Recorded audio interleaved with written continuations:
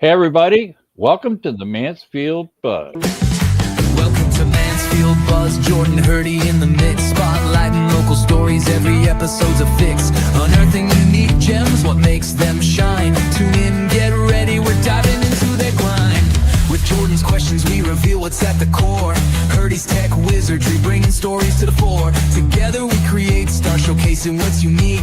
Mansfield Buzz, where content creation sleek. Calling all business owners and customers to the scene. Discover authentic gems, find the best you've ever seen. Meet the faces behind each unique space. Trust in their stories, find community in this place.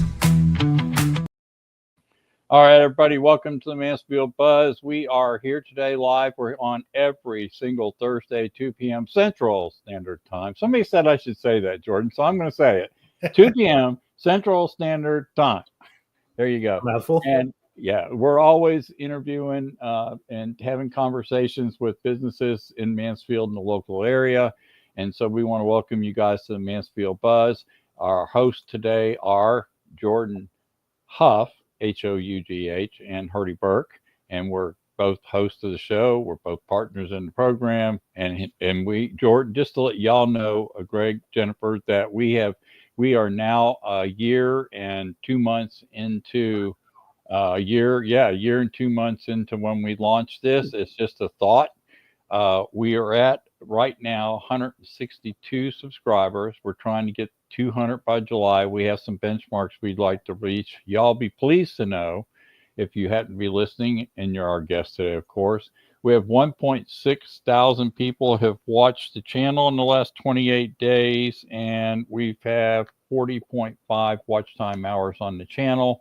So that means people are watching the interviews of our local businesses, and of course, they're sharing them out too. So if you are want to join us, share this with your friends.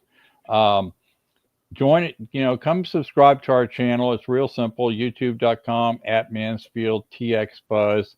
You can subscribe to the channel, but better off right now today, as listeners start to come on, please feel free to hit the little thumb. We always put our thumb up, the little thumb right under this video on YouTube. Hit the like button. The like button hits the algorithm, let YouTube know that, it's relevant, cool content, and we like those like ups buttons. But I will tell you, majority of our listening audience, Greg, Jennifer, is the on demand, because people like to watch content today, on their own time. So they may watch this tonight, tomorrow, the next day, whenever. So if you want to be on our show, then you can email me, and I'll pop that up real quick. So we are booked all the way now through the middle of June. I do have a May 15th opening if somebody wants it. Somebody had to move a date out on me. So on May 15th, which is 2 weeks out, if you're listening in and you're a business in Mansfield, surrounding area, you want to be on, please jump on with us. We'd love to get you signed up. So just send it to put it in the subject line. I want to be on your fantastic show, and I want Jordan to ask me lots of questions. So yeah, just put that in the subject line, send it on. All right, so we have an icebreaker section. It is our sponsor, which is libertytaxdefenders.com. We're going to play a short clip, and then we'll be right back.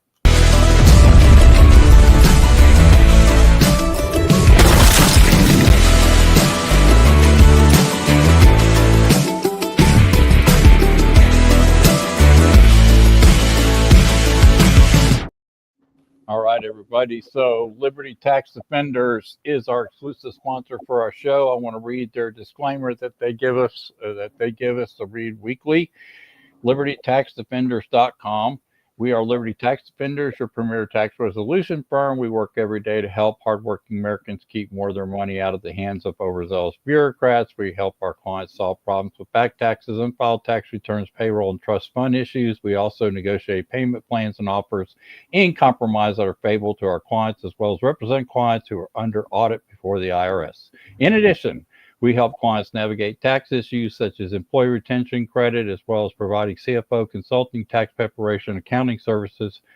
We have successfully helped our clients save well over 1 million in assets. It's actually 2 million. I keep forgetting to change that, Jordan, but that's okay. I'll say that every single week. And that's those tax penalties. If you find yourself under audit owing back taxes, contact us 817-995-5008 or visit our website. I'll have the link in the description after the show's over. So make sure that you check out Liberty Tax Defenders. And here's a short video clip for about 33 seconds before we get to our guest. I don't agree with the IRS's position. What are my options? Well, you can tell them to pound sand, I love it. which so few people do this. Don't just agree. They're wrong so often. You have rights. You can appeal it. The appeal must be made within 30 days of the date that the IRS has made a determination. You file a formal notice of appeal and you present your case before appeals. And they consider how much is it going to cost the IRS to go to court. At the end of the day, what's another 12 to 18 months if you save yourself 50 grand in the long run, which is, I think that's being conservative. All right, there you go. By the way, the person talking in the Texas gear is also the mayor of Kenningdale here in Texas. That's Brad Horton. Brad Horton also worked 15 years for the IRS and wrote most of their code. So if you ever wanted help with somebody that knows the IRS, you might want to tap into libertytaxdefenders.com. Always good to go right to the source, right? All right. So one more thing. If you are wanting to chat with us today, it's real simple. Chat. You can chat in questions. Say hi. We'll post those if they have questions for our guest today. The same applies to Facebook. So you're welcome to chat there. It'll also show up if you're listening on the Facebook side.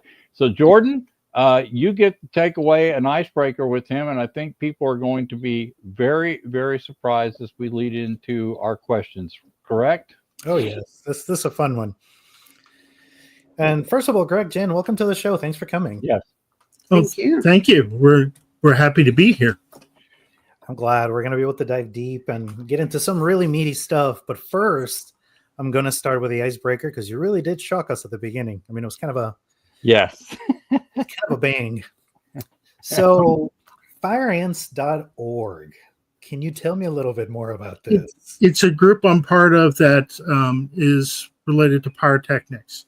It's we set off shows typically twice a year. We just had one a few weeks ago, and we're going to have one in the fall. They're for members only.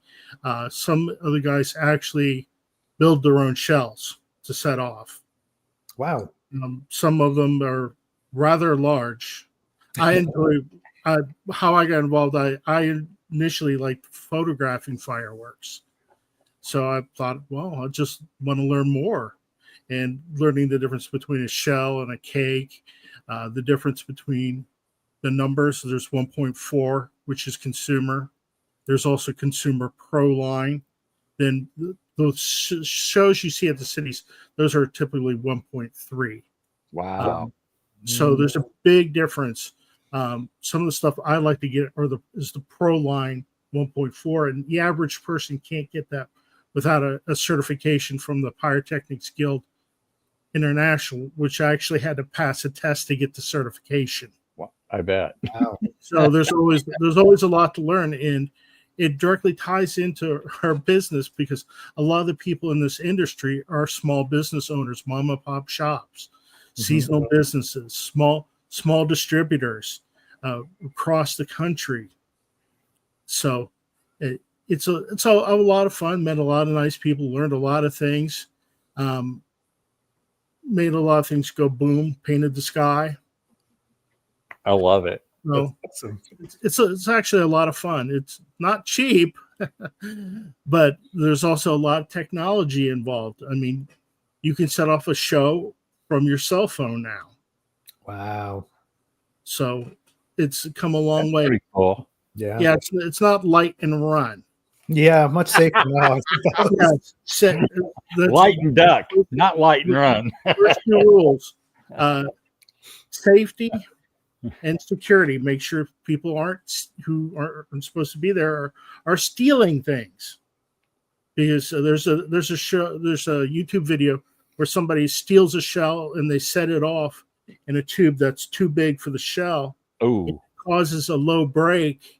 And sparks go everywhere and triggers car alarms. It's horrible. yeah. Yeah, So, that is not one industry that I would imagine you need to be a little bit smart. Okay, so yeah, and there's sometimes there's there's people who aren't very smart. right, There's a lot of horror stories that made me cringe. It's like, why did you do that? Somebody setting off a cake on a wooden picnic table, and people got hurt and died. I just felt horrible and miserable at the same time. Why'd you do that? right, Not safe. yeah. Yeah, I would think that you need to be safe. By the way, Sasha Vetter is one of our. He just chatted in, said good afternoon, y'all. So we already have our first comment on the channel, just so you guys know. We'll post more of those as people come in. Make sure you hit the like button, guys. All right, Jordan, fire away, buddy. Sorry, that was Yes. funny. That's awesome. I love that you do that. That's really cool. Think about you now. Next fireworks show, I see. Yeah, there's a lot of work that goes into it. Oh, I can imagine. And speaking of work, let's talk about yours, huh? You guys, let's get to the beginning, right? So, this is a question we ask a lot on the show because we interview a lot of entrepreneurs, a lot of small businesses, and the question really starts with, why did you start it? Because you could just go somewhere and they'll tell you what to do, you do it, and they give you money. Now you have to go and figure everything out yourself, learn everything yourself to start doing this. So why did you start your business? Well, it's just a natural progression for the both of us. We I started with the U.S. Small Business Administration, then moved into the nonprofit space, working with business owners to reach their dreams. And I came to a point where we both were laid off, and so what do we do now? We just decided we're going to keep doing what we know best. That's the truth of it. We both have been in these industries for 25 years, and there's very few people that we have seen have merged the two at all. Because now you have to think about it. Your strategy and security have to work hand in hand in order to successfully grow your business. Yeah. So and it's funny how much that happens. Like we all kind of, the ones of us that start in the W-2 path, we go through our careers, we get better, we get smarter, we get quite a bit of depth of knowledge in that field. And all the while you think you have security until it's just like ripped out from underneath you. And then you realize you are probably at the biggest risk because you're not actually driving, right? You're just part of this machine, but you're not at the wheel. All three of us here. Yeah. All three of us here. Well, actually, both of our families, there was entrepreneurship. My dad worked a full-time job and had rental properties, which was one business, and also a side engineering business as well. Oh, wow. And my wife here, Jen's family, was in agriculture. Oh, wow. Wow. So that's one of the hardest forms of business, is to be a farmer. Yeah. Yes, it is. Unbelievable. Yeah. I was going to say all three of us here have been through that gig, trading our time for a paycheck, and now we're trading our time in our own business for what we're worth, which is really cool. Yeah. But it's cool to get to the point where you start trading your knowledge for, yes, giving value for value, which is your knowledge in exchange for, a paycheck, but it is what you know and everything you've gained. It is now no longer tied to your time, which is really, really awesome. And I particularly like it because, like I've worked with consultants and consulting firms when I've been an employee, and it's different when you're working with like this big, like you're an employee, they're an employee, and you're just kind of like doing this on behalf of this entity. So it's just like everybody cares, but not that much. And then you deal as a consultant that, you own your own business and you're working with small business and you're dealing directly with the owner who also cares about their business. Like the level of caring is much deeper, which is a much happier place to be. It is. So then diving into your business, I have a question for you. So, as you navigate and help clients, what is this scorecard? The scorecard is it's a business assessment tool that I've developed. It's quantitative. Basically, it asks a series of questions that are broken into what I call clusters. The clusters might be operations, it might be cybersecurity, it may be marketing, market positioning.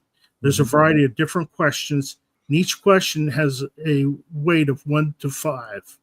So basically, you can get a quantitative view of your business and see where you're weakest at, and we can use that to target your business's development.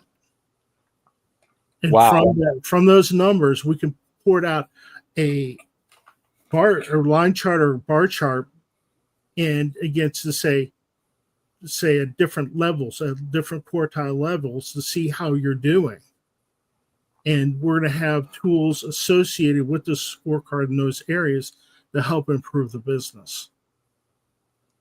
Is it comprehensive scorecard, Greg, in the sense that they're putting a ton of information under each of these vertical categories so you can get a real good snapshot of it? Yes. It's not just like 5 or 6 questions or filling in box. The goal is to break it down and get a numerical response that we can pour it out to generate data for interpretation. Awesome. Okay. So it's a little bit different concept. And actually, the funny part is I was at one of your events, one of the networking events, and I was thinking, I need something. And I thought about other tools, and this just came to me. And when I got home, I started working on it because I knew a lot of people in the room, whether they knew it or not, could benefit from a tool like this. Got you. Yeah. So, and what did you develop? What came out of it? I have a spreadsheet that produces a score, basically a percentage in each of this area and a total. I also put in a bias factor too. Let's face it, people are biased. I'm 100% really. You're really kidding. 5%. No, not today's world. Come on, man. Yeah. So this way you're getting a little more accurate score. Yeah. Okay. Rule of thumb is for biases like 5%. Yeah, I think that's a good idea. Prudent. Yeah. People do say and think how they what's inside them. That's for sure. Good. I like that. So real quickly, before Jordan gets to your next question, before we started the show prep, I didn't know this, and I thought this was nice to know. You have an MBA? Yeah, I do. Awesome. Earned it a long time ago. I'm MBA, a proud brother. Proud alumni of Marshall University in Huntington, West Virginia. Well, you know what? Maybe you got a long time ago, but an MBA is an MBA. That means you're willing to put in the graduate work. Congratulations. Yeah, I jokingly said I have an old-fashioned one where your tail had to be in the seat. Yeah. I know, it's my wife's about to graduate college, and she was chatting with me the other day, and she's just mentioning, he's like, how did you ever graduate without ChatGPT? It's like, you know what? I don't know. Yeah. There was early Yahoo. Yes. And there was this big building called the library. Yes. Mm-hmm. And the card catalog. Yes. And I remember, I'm just going to tell some stories since we're going down that road real quick.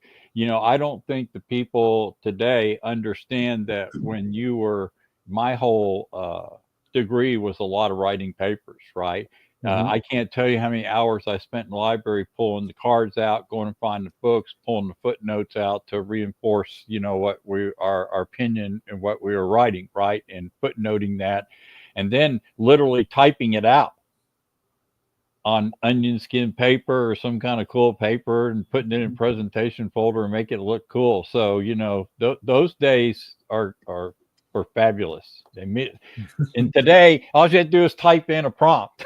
Yeah, my father learned to program a computer using punch cards. Ah, That's IBM days right there, Yeah, man. the old Fortran. Yeah. By the way, they made good flashcards for your multiplication tables when you were a kid, just so you know. Yeah.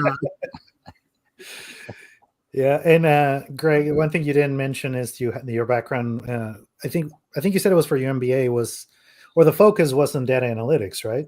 No, it was actually this was the late '90s, and we were more focused on management consulting and being basically a management analyst. So you had to learn a bunch of different topics from corporate finance, cost accounting, operations, business strategy.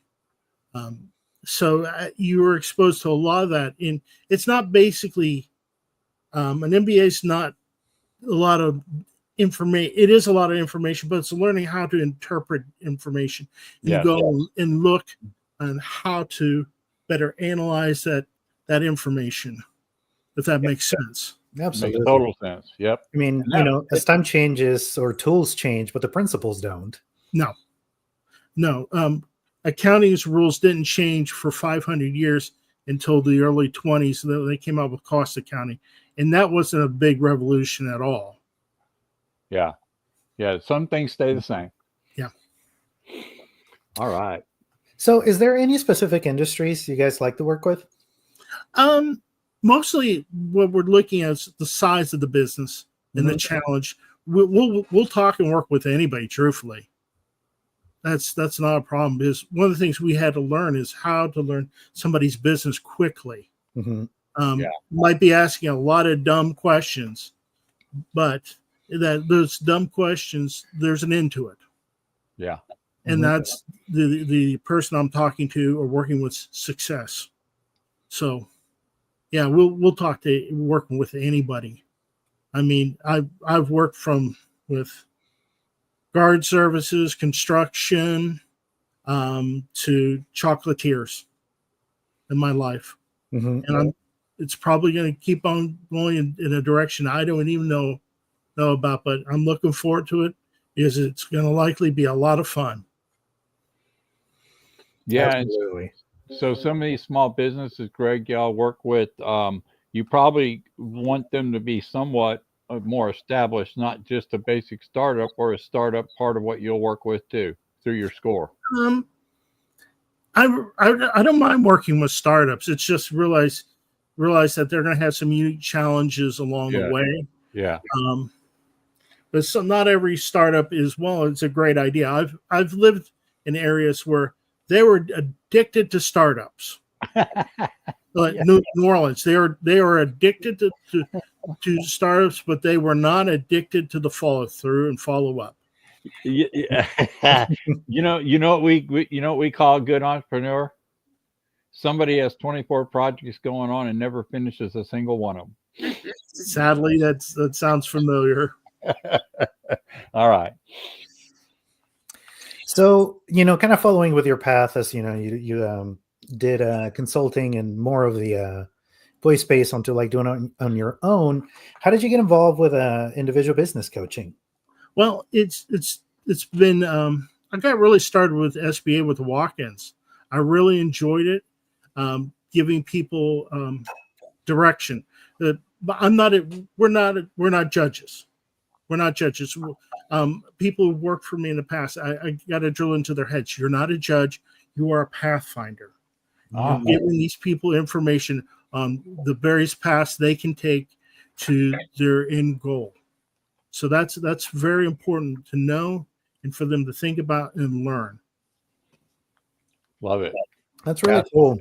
Can you tell me a little bit about the principles that you've used to enforce that? Because it seems like you have a pretty clear idea of how to guide somebody through that. Well, a lot of it, the principles is circled around listening to the client, listening to their story, what their goals are, and trying to help them formulate ideas for their business and paths they can take. Okay. Got it. So that's Oh, go ahead. I was just going to say I like the word pathfinder. Yeah. I like that. All right, Jordan. Sorry, I just had to throw in. Oh, When yeah. you said pathfinder, not a judge. I thought that was really cool because that is as a consultant something we try to stay away from is judging a business. We want to help them find the right path, the right get their goals in order, get their strategy in order. So I like that. Good word. And it's funny because oftentimes as a consultant, they bring you in because they want you to judge what's going on. Yeah, I can see that, but I try to stay away because there's I don't want to imply my bias on them Exactly. because God forbid if I am wrong. Yeah. Oh, that would never happen. No, that never No, happened. it never happened. No, No, I've never been wrong with any client my whole business career. Never.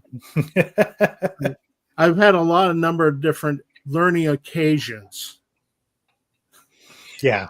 I mean, let's get real. If you're not making mistakes, you're not actually learning. No. Yeah, I've been sent back to the sandbox several times, just so you know. Well, I had to learn that I have 2 different feet. So I love it. yeah. So as we were talking a little bit about the coaching and just kind of guiding people through it, you mentioned goal setting. Right. How does that play into your business coaching? Okay. Well, one of the things I like is I like for people to set a lot of small goals. We use the SMART methodology. I don't know if you're familiar with it. SMART. Well, I mean, could you go over it for our listeners? Sure. Yeah, SMART listeners is an acronym. It stands for specific, measurable, attainable, relevant, and timely. We break your goal down into those factors to help you basically take what you learned in the consulting situation into your business. This way, you're able to track how you're performing, how you're doing. Is your goal working? Is it realistic?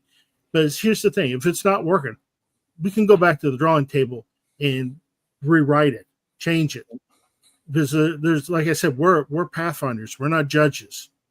And if that path's not is full of briars and it's not the yellow brick road, well, let's go back to the drawing board and see if we can find the yellow brick road. Now, also, a lot of small business owners, they don't have time to set goals.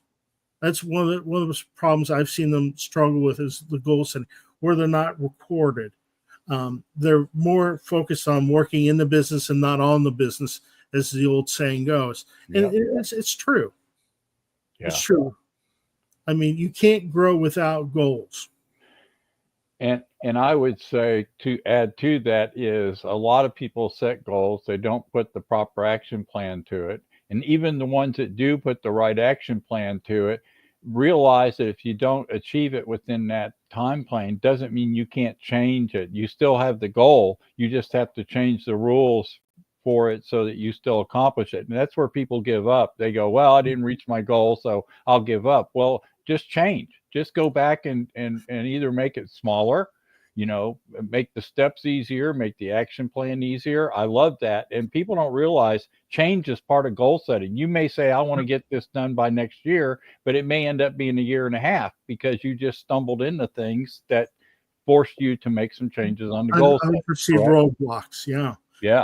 One thing why we use the small goals is because if you, like you said, if you don't accomplish it, you get discouraged. Well, I'm not going to do that again. Right. A lot of small things can add up to big things.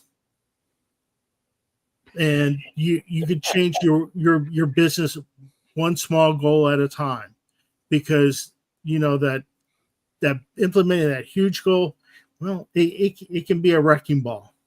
That's right. And we don't want to knock down the building you're trying to build.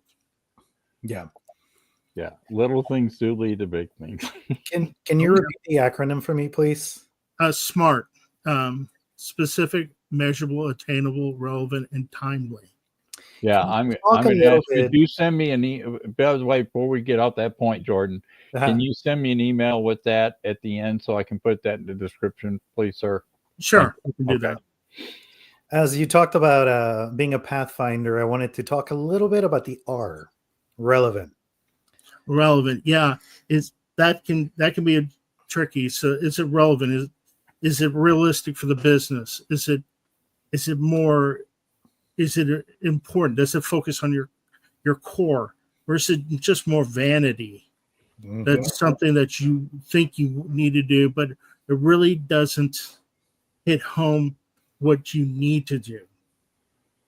So that's something we really will break down. I have a worksheet for this to break down the goal. Mhm. I So- love that. You got an action plan worksheet. That would Yeah. be, yeah. That is wow. That is a big deal because some people just write down their goals, right, Greg? And then they don't have those steps with dates, deadlines, Yeah. or anything, right? To Yeah. finish the action steps, right? Wow. Yeah, Cool. is that goal specific? Yeah. Is or is it too general? I've asked people to really go back and think about their goal and say, well, is this really specific enough? This is kind of general. Mhm. So how do you know when you've accomplished it? Yeah. I just say I did. Well, that's one way to do it. No, I'm just kidding. I'm kidding.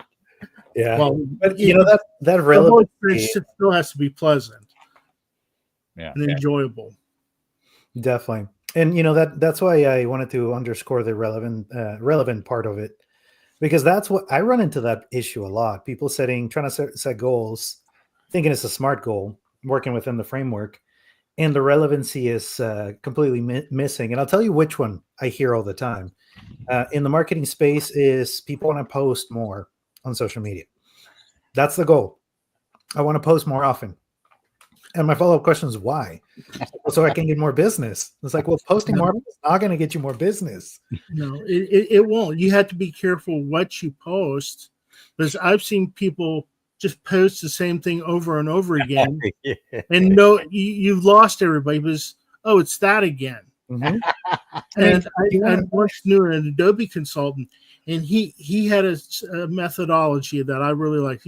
He produced content on Monday, Wednesday, and Friday. Mhm. One might be a story, a might be an image, and the third might be A something else. video or something. The Right. video, yes, yeah. And I thought that was really great. It had set a timeliness that people could expect him to produce something for them to see. And also, a lot of people think that, well, those likes and those hits, well, they don't always equal Business. clients or business. Yeah, Yeah. there's a whole methodology of taking those hits and trying to get them into the sales funnel. Mhm. Yeah. And that's with any funnel, it's going to trickle down to maybe one or two. Yeah. So Yeah. Yeah. And you could be casting the wrong funnel, right? Like you're posting yeah, Monday, Wednesday, Friday, you're being super consistent, but for some reason, these cat videos are not getting you any business. yeah, this is one thing with posting. It's got to be a little personal because, well, you are a person, you are interesting, but then there's too much. Sell, sell, sell. Sell. Yeah.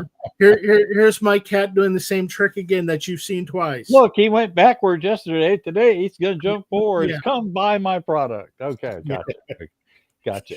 So I guess what we're saying is, it's not the amount of times, in these strategies online, since we're gone that way a little bit. It's more about purposeful content, knowing your strategy, which Jordan Right. always harps on, Herdy always harps on. If you don't know who the audience is, you're never going to know what the heck to post. It's just that simple. It's 1 + 1 does equal 2, at least last time I looked. Yeah. Oh yeah. And the same applies for other sides. For example, operations. If you don't know what your actual the load that you're bearing on the business is, if you're not actually tracking that bandwidth, then you don't really know if you're being efficient or not. Yeah. I have a couple of people in this industry that think that SEO is getting viral views and but don't have any clue what they're doing, where it's going, where it's leading. It's kind of funny. Mhm. Yeah. It really is. Sometimes business owners can be their worst own enemy. Yes, I think most of us can acknowledge that. It's like we are our own worst enemy, and we are our biggest roadblock. I think Yeah. there's a huge learning curve you go through when you start something. You know, you probably the first 2 years or so, you keep going into the bathroom like on that Jim Carrey movie where he can't lie and he's beating his own butt in the bathroom. You know, so not everybody that's in business has gone through that. Come on, everybody. And if they don't admit it, they're not telling the truth. It's just part. It's part of the gig. It really is. All right. So now let's keep on going deeper, because I wanted to ask you, how are you guys different from other consultants? Because you guys have a pretty unique setup going on. Yeah, we do.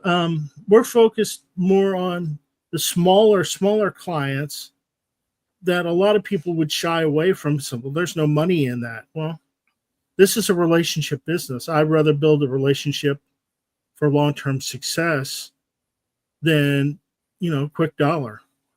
Mhm. I mean, I expect this to be a large part of my life for a long, long time. I mean, that's why you don't see Duffer Consulting on it. I mean, that's kind of weird. It's Highland. Right. Mhm.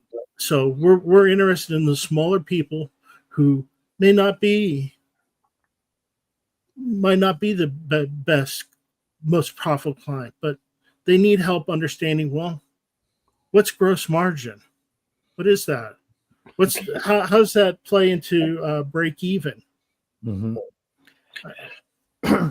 So that's how we're different. Also, I like to make coaching sessions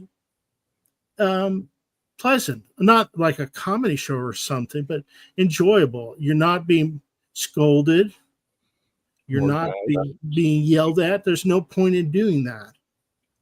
I mean, when I had to hire a consultant, I told my boss, I said, the person we have to hire, I want them to have a personality that can attract clients.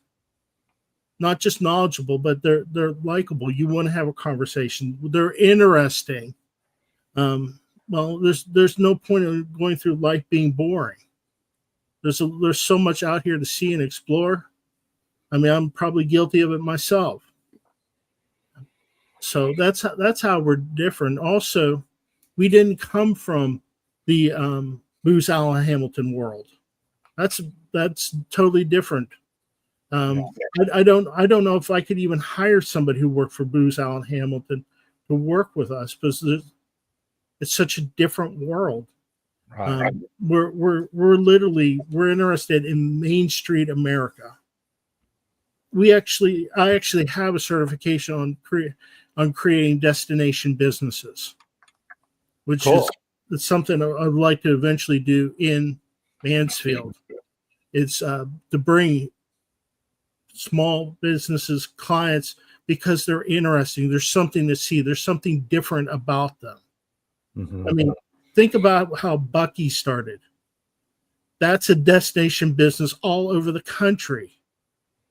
Just from the cleanliness of the restrooms, the selection of barbecue sandwiches and snacks on the road. I mean, as a traveler, you could plot your trip based on Bucky's. I'm kind of bad about that myself. There's two of them now on the way to Austin. Yeah. You get two I stopped bathroom at breaks. both of them. Yeah, they're actually building one outside Cumberland, Maryland, about maybe a little over an hour from where I grew up, basically. That's awesome. Because it's near the Wisp ski resort. It's not far from there. There's a lot of traffic from DC. So that's a destination business. We're also interested in doing that program as well at some point. Good. Yay. That would be really cool. Yeah, that is really cool. And I like that you guys focus on the more smaller business, and it looks like you put a big emphasis on the education, which Yes. I can definitely empathize with, because we don't know what we don't know. And especially when you lead into a business that you're starting, a lot of us have a lot of knowledge, especially those of us coming from the corporate world, from a W-2 stands, we have a lot of depth and knowledge in one section, but we have equal as much lacking of knowledge in others. And it can be embarrassing not to know certain things that could be pretty common sense to, more seasoned business owners. But as you go into it, you're like, well, I mean, I don't know, like, I didn't learn that in school. It didn't have to do that at my job. Like, I've just never had the need or the opportunity to learn those. So I like that you guys are creating a very accessible space to get that. And, We and are. Our trainings are different because I had to take a training on adult education. Well, when you're doing a lot of workshops, that comes in handy. So what we do is every couple slides, we'll actually stop and let the students ask questions, thoughts, and have a conversation, because it helps them as adults learn. Because if you're over 30, having you sit there and watch a presentation for 45, 50 minutes is not going to be that pleasant. Where you have thoughts come in your head, you have questions. It just creates a richer experience for everybody, including me as the instructor. If we get to stop and have that brief conversation, then move on. Yeah, the presentation might be a little longer, but I know what people are actually thinking and learning along the way. Yeah, Mm-hmm. agreed. To verify your small business, when I started in 2008, what I discovered was probably what you already discovered, and that is that the small business had no help at all. The videographers were too expensive. The consulting was too expensive. The marketing tools were too expensive, and so they were always left out to kind of figure it out for themselves. And so that became my niche, literally, and has always been my niche since 2008. I don't think I've ever worked with a business ever that's had over 5 employees. I think the average is somewhere between 5 and 7. Right. I mean, And they were not getting any help at all. Right. Meaning they had nobody to lean on to help them through confusing what they, as Jordan said, what they don't know help, and needed some direction. And so you are so good to be in that low hanging fruit area, because I'm telling you, those clients need a lot of help. Especially they just need some direction, or as you call it, pathfinding. So that's cool. pathfinding, yeah. Love it. So now let's talk a little bit about cybersecurity, because that's another part of your business that you guys Jennifer. have. Mm-hmm. And I'd love to know how you guys are merging that into your consulting business.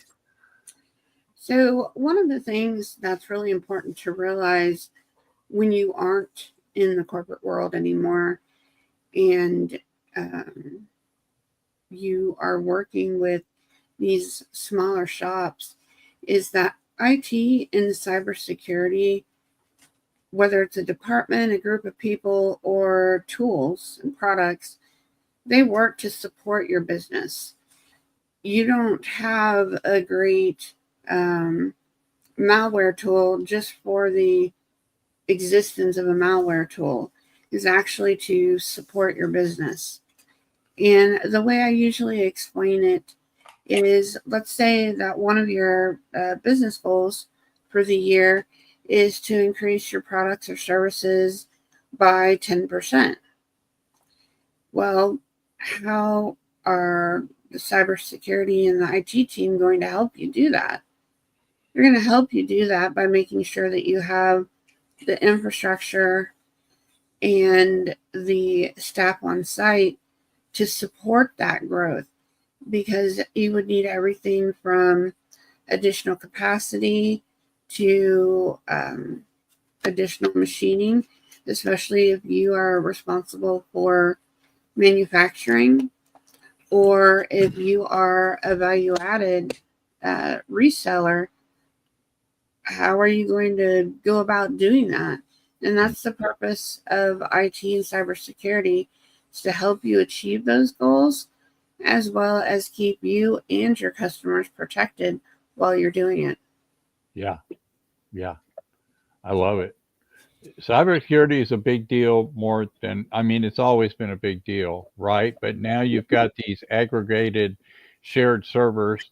You don't necessarily have your own dedicated servers anymore, right? So you're kind of backboning on hoping that the other people's are doing their job, correct? So it's your job to make sure that that between your server and your facility that's secure, that portion of it.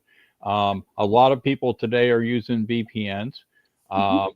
There's a lot of them out there. I choose ones that don't have logging, needing like a Nord or an Express VPN, so that they're not logged and they're not tracked. Like some of these virus protections, correct me if I'm wrong, have their own VPN, but they log everything you do. They're just another way of selling your information to a third party, correct?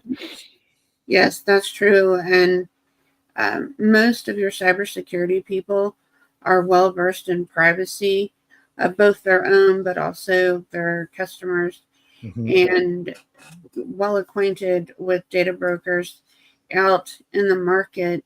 And you really don't think you go in, you get a new product for your machine because you need to do X, Y, and Z. And the next thing you know, you've got an email or a phone call from somebody hawking a product or service that's clearly related to To what what you're you're doing. doing. You're like, wait a minute, I didn't check that box. So, Right. excuse me, can I have my data back? Thank you very Yeah. much. One thing I try to tell my small business people when I'm working with them, I'm not a cybersecurity expert, but there's just basic things you can do like malware bites, VPNs, things of this nature, right? An ad blocker like Ghost or something like that. But the the the the thing I try to tell people is before you download a piece of software, just don't go and search on Google and click on it, right? And assume it's going to work. Usually that's malware. You need to buy it through a reliable source. And then you need to uncheck boxes before you hit agree to make sure they're not adding extra software to track your stuff in your system. And very few people get that, right? I mean, Yeah. these you guys are in a good world if you're doing this, because these small business owners have no clue. Half of them don't even know how to clean their computer, right? They don't even know how to get rid of cache and and they wonder why their computer won't start or won't run. So yeah, Yeah, Yeah, one of the classes that we offer periodically is on security awareness. good. And a lot of folks who have been in the corporate world are like, oh my gosh, not the yearly security awareness stuff where you click the button and you click on the little fish. And does the fish have, a bad email address, or is there junk in the URL? There's a lot more to it. Yeah, And it's important. It's not just some requirement that legal needs you to do, but it's actually very important. So you're not unintentionally letting the bad guys in, or, putting your information out on the web for everybody to have access to and spam your phone. And then you've got your phone going off at 3 o'clock in the morning going, who the heck are you? What do you want? And so, yeah, it's a really big deal, but security awareness just helps everybody, regardless of where you are with using technology, whether you know anything about AI or not, or a lot, or you code, it doesn't matter. It's almost more important for some of our coders too.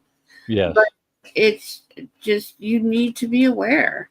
right. Like Greg said, this isn't the early 90s, the late 90s anymore, where you could put your phone number and your resume with your home address out on a web page that's hosted by your university and go on about your business. Please don't do that. Right. Don't do that. And I was going to say I'm not going to tell you which one I use because I don't want people to know. But I keep a third party password uh, Mm-hmm. set up online. It's I use two-factor authorization to get to it, plus a separate code that comes after that code. And I Mm-hmm. would tell people, if you're in a business and you're on Facebook, YouTube, I don't care which apps, your bank, whatever, have your second party authorization set up with a code, and then make it also actually take you to an authenticator piece of software on your phone and double click that, make sure that it sends you a code to that. I That way you are really helping yourself. Yeah, I definitely agree with that, Artie. Even within IT and the folks that I've encountered uh, at the office, they, because passwords, you got to have 12 characters, Yes. uppercase, lowercase, number, you know, special character, blood from your firstborn. I mean, you've got to have all of that just to get a freaking password. And then you have to remember all of that. So definitely password managers are key. Yeah. But the thing that I tell people, please, for the love of all that is holy, do not make your Facebook password and your bank password the same thing. I know that a lot to remember, but please don't do that. And don't use the word password. No, definitely don't do Yeah. that. So that's what I'm saying. And the cool thing about having a third party password is a place where I can log in and I can change those passwords anytime I want. They're goobly gobbly, they're saved automatically, so I don't have to remember them. Right? I can always go look them up if I need to, and I can change those on the fly at any time, which I do anyhow. Even though I'm secure, I like to go back through and revamp them, and not a single password is the same on any account. And I love your rule about that, because a lot of people will get in the habit to remember things using the same password over and over and over and over and all their tech. Don't do that. Don't do that. No, the threat landscape is such that we can't do that anymore. 15, 20 years ago, it was okay. We didn't have the bad actors that we do today. But now it's a new world, and I definitely recommend, basically hurting exactly how you're set up: a password manager, two-factor or multi-factor authentication, and anything else on top of that, just to protect your data, because it's your data. Mm-hmm. And when you do apps on your phone, if it I let me here's my rule. If my app on my phone tells me that I have to check off boxes to use their app, guess what? I don't use their app. Yeah. Mm-hmm. No. So that's my rule. And more companies are trying to capture that way, saying, well, if you don't check those boxes, we can't help you with the app. I go, fine, have a good day. Mm-hmm. And then I email the company and tell them go jump in the creek, right? And Yeah. I tell them I'm not using your app because of your security. I always email them. It gets their attention, just so you know. Mm-hmm. All right, I'm done. Sorry. Hire these folks. Get a security checkup on your small business. That's the bottom line. I'm telling you, they can be very helpful.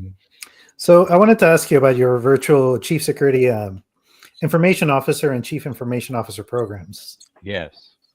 Okay, so this is going to be something that folks probably who have the smaller businesses are not going to be familiar with. You usually find this in medium to large size organizations, but still where they're not quite ready to have a full-time CISO, your security officer, or a CIO. And so what the virtual CISO and CIO allow you to do is to have someone help guide you when it comes to IT and security strategy, because that's the function that those roles provide in larger enterprise environments.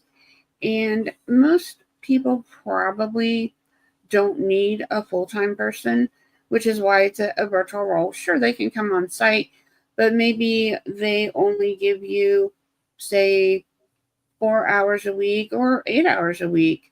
Or maybe you start off needing all of their time, and then as you define your strategy and your approach, you weed that down to just a few hours here and there. and just to make sure everything's running right, there aren't any issues. And also, if you have any upcoming audits or conversations that you need to have about your organization's IT or security, security posture, that those folks can offer that to whoever's coming in. Usually it's an external auditor that needs to make sure that your data is segmented, or you're using the right standards or something like that.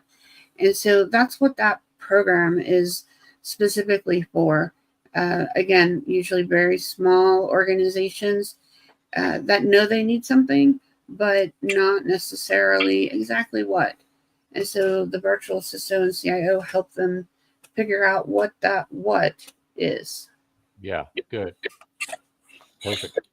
Okay. And so, as we putting ourselves in a small business issues, like let's say we're listening to this, and I mean the world is expanding quickly and technologies are changing fast. So we for those of us that want to improve our cybersecurity, how can we where do they start? How can you help them? Because this could be very overwhelming for somebody coming in that doesn't know what they don't know. Yes. And as Greg and I have talked to clients, that has been exactly what we have discovered. There's so much. It is information overload. And I'm sure all of us probably have that Gmail account where just everything goes that we really don't care about because we don't have time to read it. It's just there. I may go search for it later, but I'm not worried about it. And it's pretty common in a group that knows they need some help with cybersecurity. And it truly could be anything in the world. It could be they need help with setting up access to a new product that they use internally, or a new service. For instance, your password service. They have those for corporations and businesses now.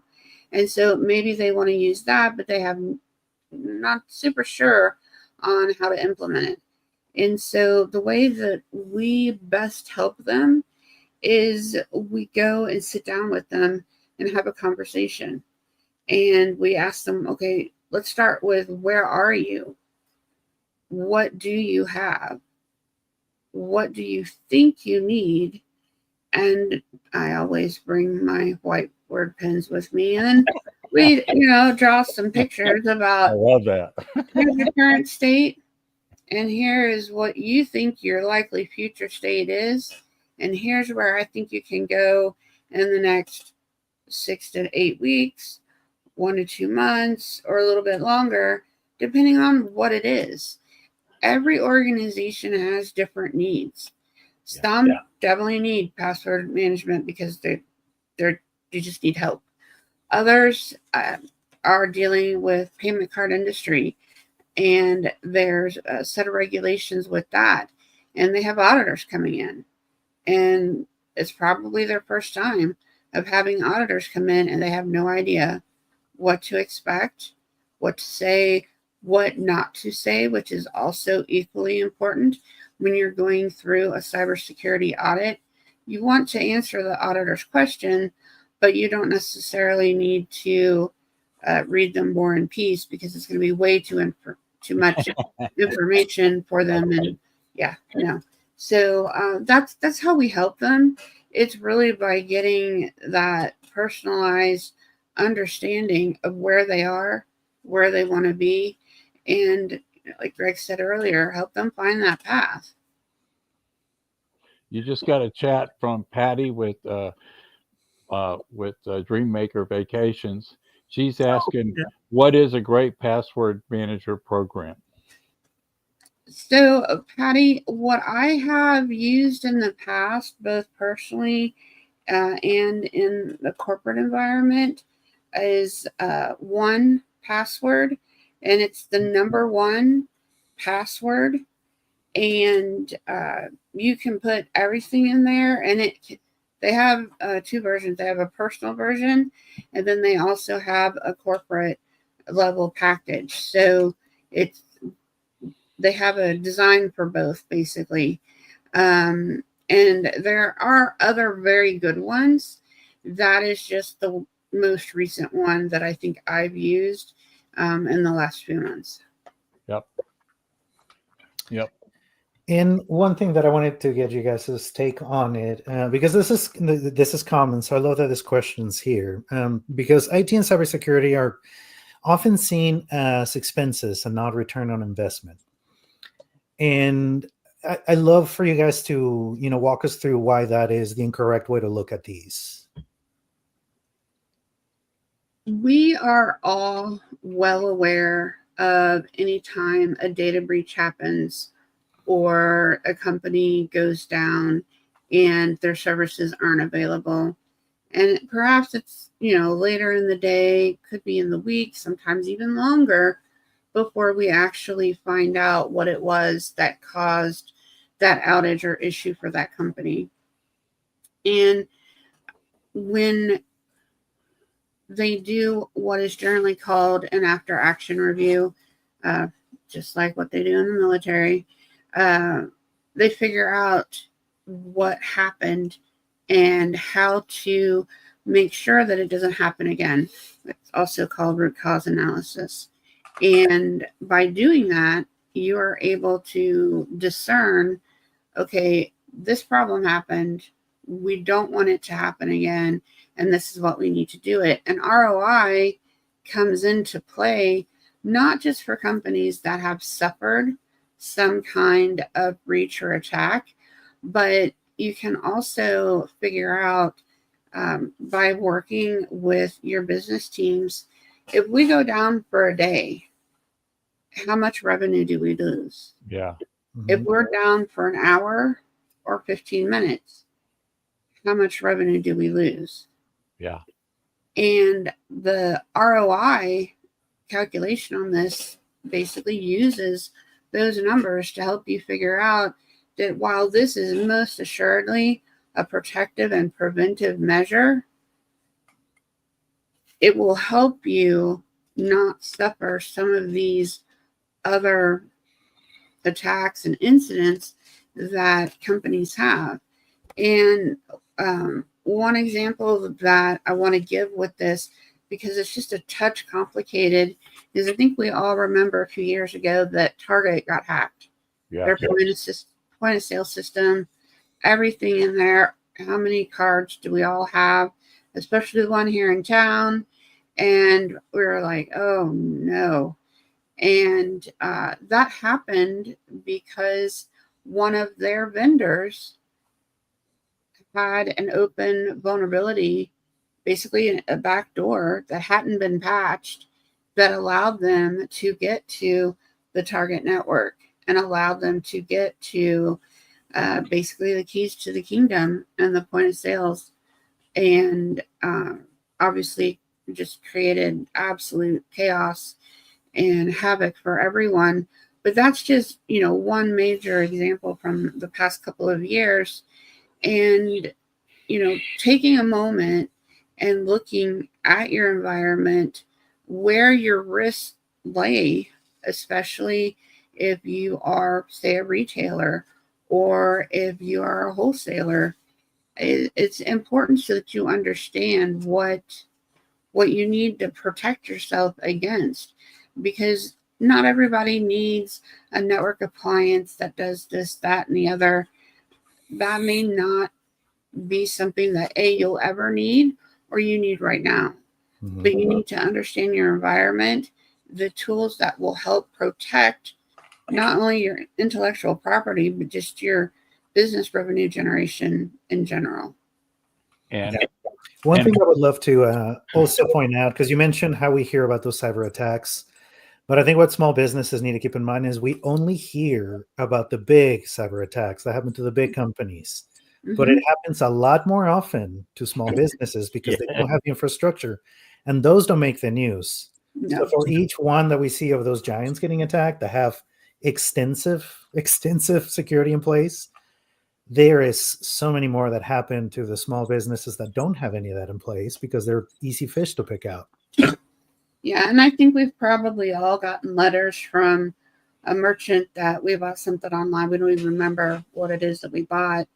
And you get a letter 6 to 12 months after the fact that it says, we think, but we're not sure that your information may have been in the data load. And, well, here's, 12 months of identity protection for you. Yeah, So well, it is. that happens a lot. You don't hear about those. They don't make the Wall Street Journal. They don't make the newspaper, but they are required by law to tell you within a certain amount of time. But golly, Ned, I sure would like to know before, 12 months later when I don't even remember what the dickens I bought. Yeah. And, my information's out there. So, Yeah. And one thing you haven't covered, I'm sure, as part of your plan too, is do you help companies get into the right cloud backup system for their data? Because data backup can put a company out of business if they can't retrieve their data, correct? yes. And it is also very important, Herdy, especially with ransomware and malware attacks, not necessarily on the rise, but just continuing in just amazing number. You cannot keep your backup on site. It cannot be on the network, because if it is, You're the done. bad guys can still get to it. You're done. So, yeah, we call that air gapped, and it sounds kind of silly, but that's actually what it is. Also, a lot of government facilities use that because that's the only way to be protected is Right. to not have your machine on the internet, on your company's network, or anywhere else. And it really makes a big difference. And of course, the other thing is, you do it right. Even if you suffer a ransomware attack, you can still get your data back. That's And correct. then you tell the bad guy to go pound sand after cybersecurity comes in and fixes your issue so it doesn't happen again. So, Yeah. And to go a little bit further on that, I think what you just said, to take it to our layman side, if you're a small business and you think having all your data on your hard drive or on your local server, you need to get it somewhere off that and outside of that, so that if you have to come back in with that data, if you lose it on this side of the fence, you can bring it back in after you restore everything. yes. That would be something I'm glad you guys are doing that, because that's just huge. Yeah. And it doesn't have to be super complicated, Herdy. No, it doesn't. It could be everything. Something as simple as having a 3 terabyte external hard drive that sits on your desk, and you just plug it in at the end of the day, transfer your data, unplug it, shut down for the night, and go on about your business. Dropbox backs up. There are several cloud companies like Backblaze and some other ones that are really good out there. So that's great. Yep. Well, wow, Jordan, good grief, what some great information, Greg. Jennifer, thank you for that. If you're small, medium business, jump on these guys, let them help you out. And here is their website, which I like. I like that Greg said, I don't have Duffer Consulting on my business card. I have Highland. And so if you want to contact them, just reach out to their website. It's really plain, meaning that it's got everything they do right on it. I went and researched it. We'll put this in the description box. And so thank you all for being part of the Mansfield Buzz. I hope you enjoyed that. I enjoyed that. That was fun. Lots of great information. That's super information that people are going to love. Jordan, I know we have a backup on YouTube. I didn't look to see if I set the recording today. I hope that we recorded it. If we didn't, I'll pull it down into it. This is automatic on YouTube. Don't worry about that.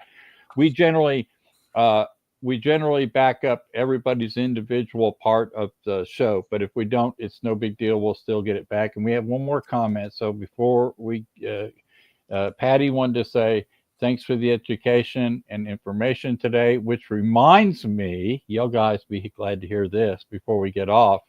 Dreammaker Vacations just contracted us out every single first Thursday of the month for the next 9 months. They're going to break down travel destinations and make them really simple, from everything from what you pack, the best places to go, the best places that, what you need to go overseas, which is going to be educational travel, which, think about that. That's really cool. So we're excited about those shows coming up. So all right, guys, we're on every Thursday from 2 to 3 covering local Mansfield business. By the way, I have a May 15th option open. If you're still listening and on with us and you want to grab that, I'd love for somebody to fill that in. We had that client previously moved to the next month, so I have 2 weeks open. Next week will be Russ Arnold's back. Jordan, we're going to talk about the school. Okay. Here in Mansfield, Texas. So we'll have them booked for next week. So thanks everybody listening to Mansfield Buzz. You guys sit tight with us for just a minute, and y'all have a great day. Thanks, guys. Thank you. Y'all.